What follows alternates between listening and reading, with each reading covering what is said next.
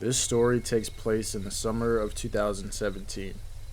I'm a photographer, and I enjoy going on long walks in the forest about 5 minutes from my house.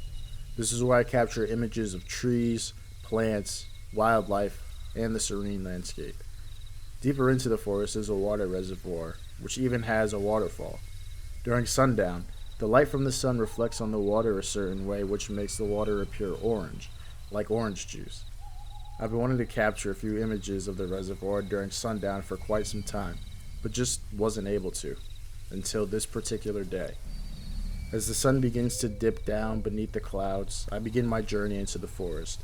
I couldn't help but get distracted, taking pictures of trees, birds, and other things. After what felt like half an hour, I finally made it to the reservoir. I take my pictures, and then start to head back. About 5 minutes into me heading home, I start to hear whispering. You have a gentle strength inside. It sounded like it was coming from right behind me, so I turned around.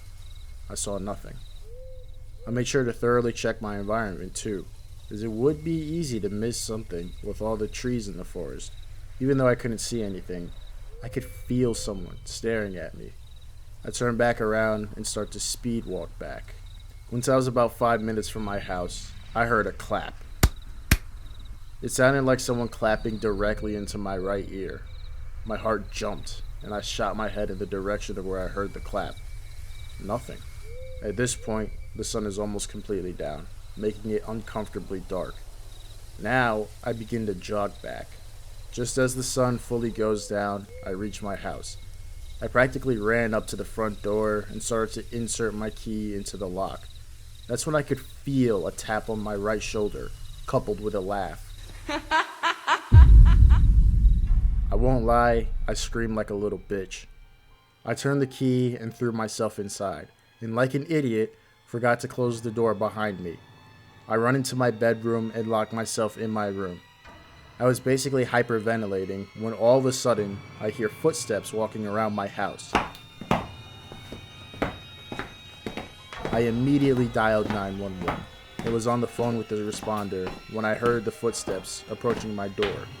The person on the other side of the door must have heard me talking to 911 because not long after, I heard the footsteps run outside of my front door. After what felt like hours, the cops finally showed up to my house. They did a thorough sweep of my entire house and even checked the perimeter, but whoever was in my house was long gone because they didn't find anybody. What they did find were black, muddy footprints from the front door walking all the way up to my bedroom. Needless to say, I don't think I'll be taking many more photographs outside in the evening.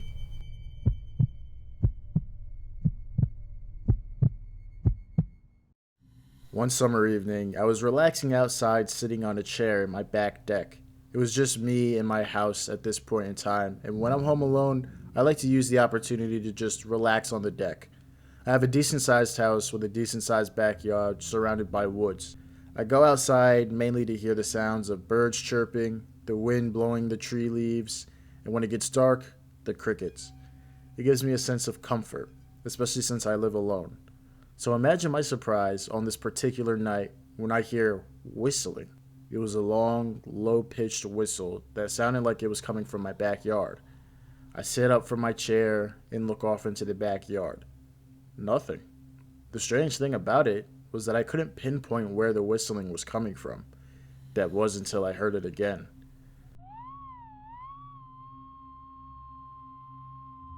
I shoot my eyes in the direction where I heard the whistle and see a man standing by the wood line. He was wearing all black. Black boots, black hoodie, and a black ski mask. Not wanting to seem too intimidated, I get up from my chair and casually enter my house. I shut the door to my deck and lock it before walking across my house to the front door. I walk out of the front door and into my car and grab a pistol from the glove compartment. I quickly walk back into my house, but as soon as I walk through my front door, I see him. He was standing directly outside on my front deck, his face pressed against the glass door. I aimed my gun at him and said, "If you don't get the f*** off my property, I'm putting another hole in your ass." The man then sarcastically makes a scared expression, like Drake in the No Guidance video. It was at this point that I was scared. I had a whole gun pointed at him, and he wasn't scared. He then points at the locked door handle, as if I would ever open the door for him. I let off 2 shots and shot the man in the head. I was expecting him to fall back, as I just shot him twice in the head after all. Instead, he places his hands on his forehead where I shot him, before he yells, "Ow!" as though he were angry and annoyed and caused him pain that wasn't justified. Right after that, he points directly behind me. I turn around and my heart sinks when 4 more men dressed in the same outfit enter my house from my open front door. Right then, I knew it was over. I aimed my gun into my mouth and pulled the trigger. I don't even know how I submitted this story.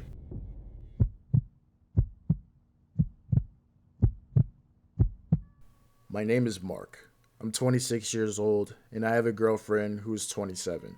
For the sake of this story, we'll call her Yasmin. Yasmin and I were high school sweethearts. She has an uncle named Greg, an aunt named Linda, and an iPhone 17 Pro Max. Yasmin and I were in a pretty long-term relationship, meaning I would spend a lot of time at her house, since my living situation is on the unstable side. I had an uncle that used to deal certain narcotics, usually to college frat houses. He got busted and lost the means to financially support the house that I was living in. As for my parents, my mom lives across the country, so it's not like I could just move in with her whenever I want to. I have no relationship with my father, so living with him isn't an option either. I do own a 2004 Corolla, whose oil life is currently 55%. I have 1 broken mirror and over 220,000 miles on the car. Yasmin has a 4-bedroom home, so during the time of this story, I was living with her. She also has a jacuzzi in her backyard, so one night after work, we decided it would be a nice night to use it. Yasmin poured a little bit of wine for both of us, and we went outside, and we're having a good time. The cool night breeze mixed with the hot jacuzzi water and the wine made it a pretty good time. That was until the night was interrupted by a clicking noise. It sounded like a pen clicking, just randomly. "Do you hear that?" I asked Yasmin. Yasmin starts to look around. It was difficult to pinpoint the actual source of the noise. Then we started hearing noises that sounded like it came from a bird. Not some little bird. They were deep caws and spaced out. Yasmin and I were officially on edge. I mean, what the hell could be making that kind of noise in the middle of the night? Just as suddenly as the noises started, they stopped. "That was weird as fuck," Yasmin said. A few minutes went by without issue, and we resumed our wine sipping. Just as I was beginning to take my mind off of the noises, I had this strange feeling. You know the feeling you get as though you're being watched, even when there's no one else around? That's how I felt in this exact moment. All of a sudden, the caws came back. Although they were much louder. And it didn't even sound like a bird was making the noises. It sounded human-like. That's when I heard it. A woman's voice.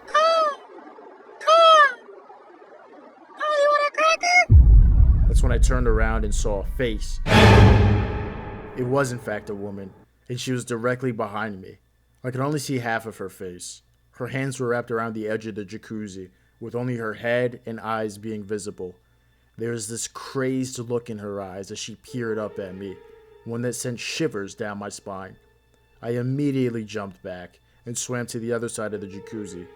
That's when Yasmin begins to angry swim walk over to the woman. "Yo, are you fucking retarded?" Yasmin said as she threw the remaining wine that was in her glass at the woman's face. I should have mentioned, Yasmin is not one to scare easily, and she's always been kind of a tough cookie.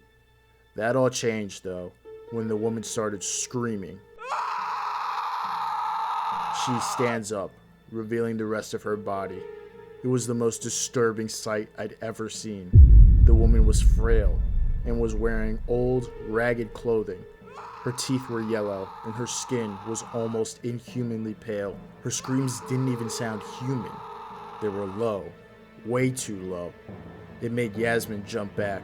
I quickly pulled Yasmin away from the woman, and we jumped out of the jacuzzi. We bolted for it towards the door, and as I turned around to shut the screen door behind us, There she was, running after us with a knife in her hand.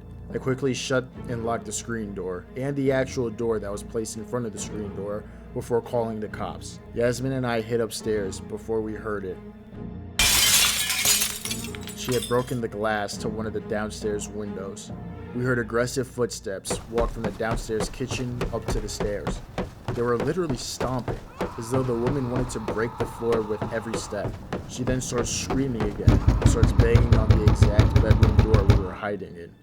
This could not be happening. I realized that the door was going to cave in, so I opened the bedroom window, but it was stuck. There was barely enough room for Yasmin to fit in, and definitely not enough for me. I told her to go and wait outside for the police. She kept trying to argue, but I basically threw her outside the window. The window was so tight that Yasmin was bleeding and wouldn't have gotten through if it weren't for me pushing her. That's when the crazy bitch started to stab the door, and her knife was going in and out of the door as though it was made of butter. Through one of the stab marks in the door, me and the woman made eye contact. It was like the scene out of The Shining. She screamed. She started kicking through the door and then started to treat it like she was Rampage Jackson. She starts running at me with her knife in hand. That's when I ran around her and basically jumped all the way down the stairs from the top step. It wasn't long before I heard aggressive footsteps barreling down the stairs. It was just me now, all alone in the house with some crazy bitch. For the next couple of minutes, we played a game of cat and mouse. It literally looked like a scene out of a Tom and Jerry episode. You might ask, why didn't I just run out of the house? That's because she was so close to me the whole time that if I stopped and took the time to unlock and pull the door open, I would have been hacked up as I'm writing this. 5 minutes later, I heard police sirens. The woman immediately runs upstairs, so I used that as an opportunity to run out of the house. I saw Yasmin limping over to the cops. I guess the fall broke one of her ankles. We let the cops inside of the house. 1 minute went by, then 2, then 3. I started to get nervous after 5. 10 minutes later, the cops came outside saying they couldn't find anyone, but that they did a thorough sweep. They recommended that we installed some cameras, and that there was technically nothing that they could do besides keep an extra unit around the block. Yasmin went ballistic. Till this day, we don't know who that woman was or why she attacked us. I do know one thing though. She never got her a cracker out of me.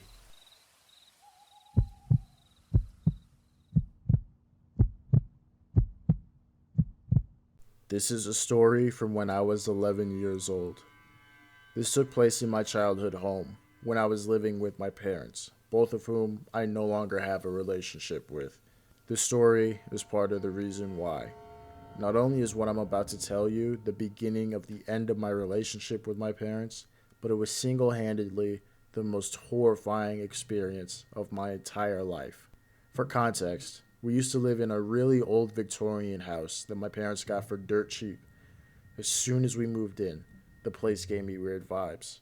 Something was just off. Like, you never felt alone while in the house. My parents would go out a lot, meaning I would almost always be home alone. When I came home from school, there would be dinner in the fridge because my parents would account for them not being there until really late at night. Well, one day, I got home from school, and when I opened the fridge to grab my dinner, I heard a creak come from right behind me. It was like pressure on a hardwood floor being caused from someone's foot. I immediately turned around to see no one. That was the start. The next day, my parents were out really late, and it was getting to the point where I had to put myself to bed. I would fall asleep in my room with a nightlight, but would leave all the lights in the house on because I was still really afraid of the dark. About 5 minutes after I turned the lights off in my room, I tried to get some shut-eye, but I hear frantic footsteps coming up the stairs. I freak out and hid under the covers. I didn't know how to process it. There was somebody in my house with me. A few minutes later, I hear the click of a light switch. Slowly, I pulled the blanket from over my face and saw that the hallway light had been switched off. I stayed up the entire night until my parents came home around 3 in the morning. For future reference, my mother's name is Clara, and my father's name is Michael.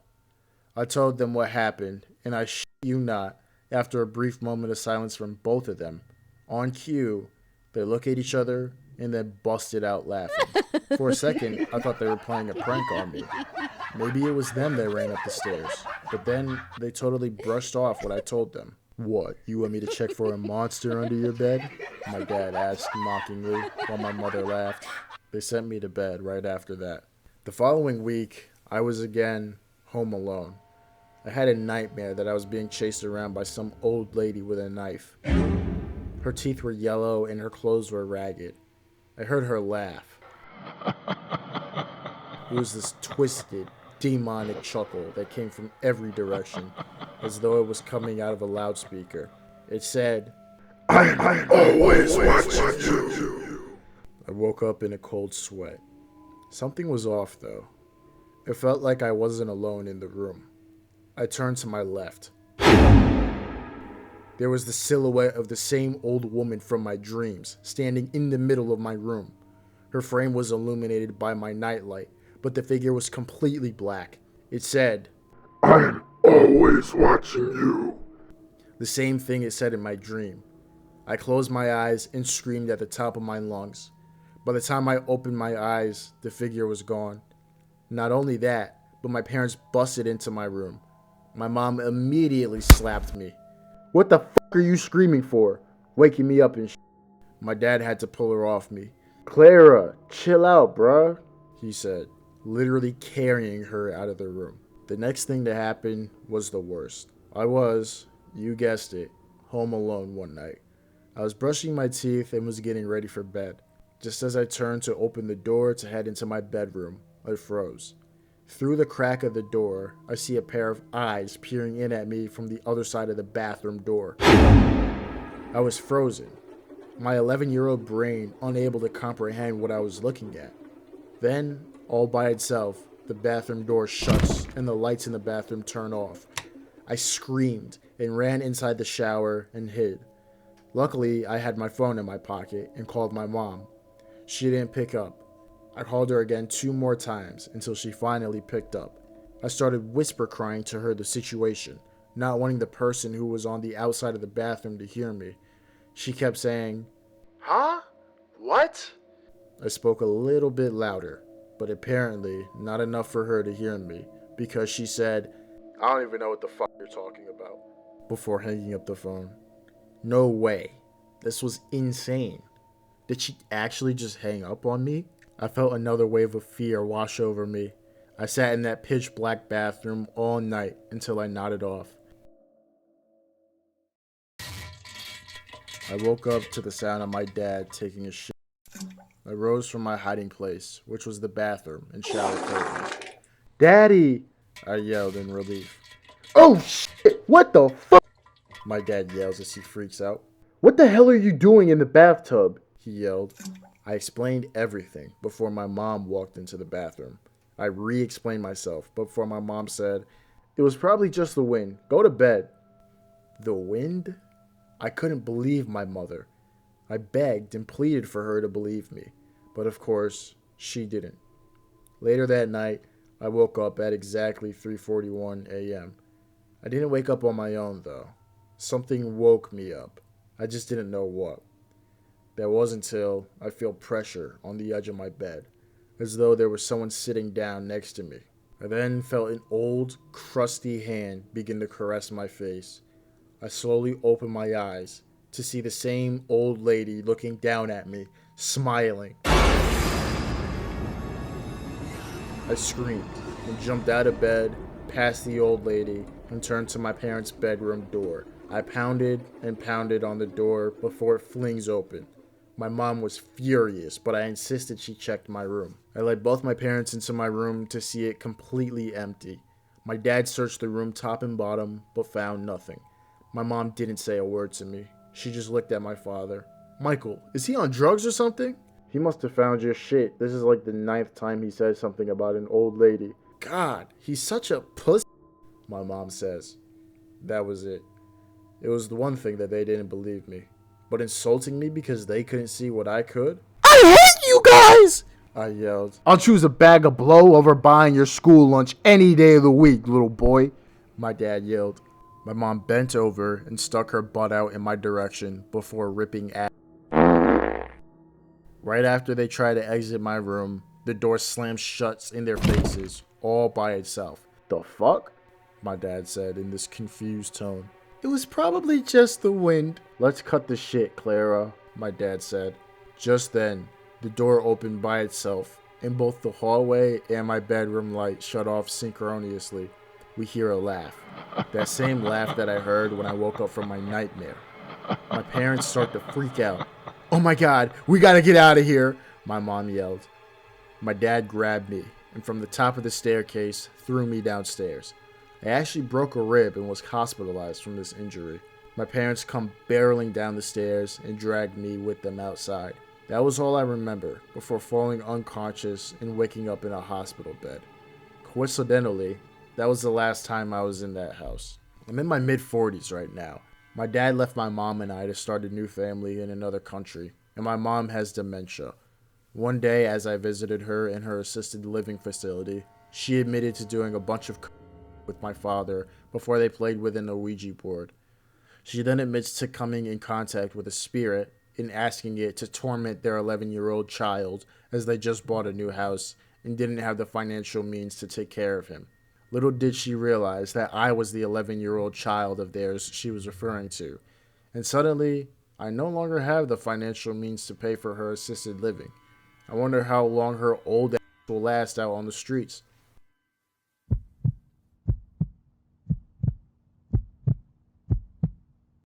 I should start the story off by saying that I'm a girl in my mid-20s. I recently moved back in with my mom and dad after having moved out of the house for a couple of months. This is the reason why. One day, I went out grocery shopping when this guy approached me. He had a pack of sausage and told me he was having trouble reading the price tag and if I could read it for him. It was obvious that this guy was trying to flirt and find a reason to approach me because the price tag was clear as day, $5.34. I remember that price to this day. He wasn't bad looking, but he wasn't really my type and was a bit off-putting, especially considering the question. I read him the price and he thanked me. We went our separate ways, but a few minutes later, we ran into each other again.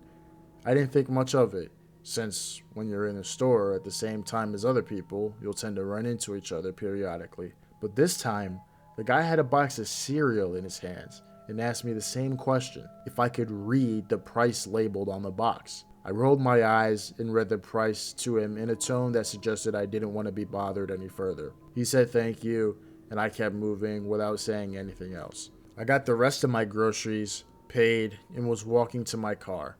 The whole time, it felt like I was being watched. I put my groceries in the trunk of my car, and like a horror movie jump scare, as soon as I shut the trunk, the guy appeared out of nowhere. It scared the shit out of me. He starts walking up to me from the side of my car and into my personal space, like an Indian person. Hey, I think you're really attractive. Can I get your number? I have a boyfriend, I said, before practically bolting to my car before shutting the door and locking myself in. I never peeled out of a parking lot so quickly in my entire life. As I was pulling out, though, a look of hatred was on the guy's face, like I had just insulted his entire bloodline. I got home in 15 minutes and unpacked my groceries. Later that night, I was watching a movie and was getting ready for bed. That's when I heard the sound of my cat meowing. For reference, I have 2 cats, one of which is a bit noisy and curious. It isn't uncommon for my cat, Luna, to wander around the house late at night and start making noises. Whenever this does happen, I simply bring her into my room and shut the door to prevent her from moving around and interrupting my sleep. It also serves as my definitive, you need to get to sleep now moment during the day. So naturally, I go looking for Luna. I leave my bedroom and enter my living room. The lights were off, making my living room completely dark. I go to fish for the lights when I hear Luna meow again.